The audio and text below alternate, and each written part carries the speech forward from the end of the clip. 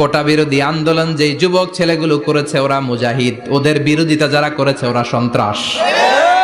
নিরাপদ সড়ক চাই আন্দোলন যে ছেলেগুলো করেছে এক একটা মুজাহিদের বাচ্চা, ওদের বিরোধিতা যারা করেছে এক একটা কুখ্যাত সন্ত্রাস।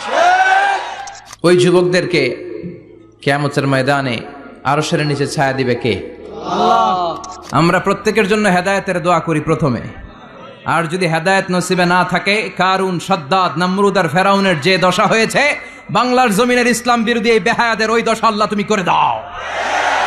আমি কখনো হারি না, আমি হয় জিতি নয় শিখি, এরকম একটা অ্যাটিটিউড রাখবেন যে শিখতে আমাকে হবেই, কিন্তু হেরে যাব না আমরা। চিল্লায় বলেন ঠিক কিনা?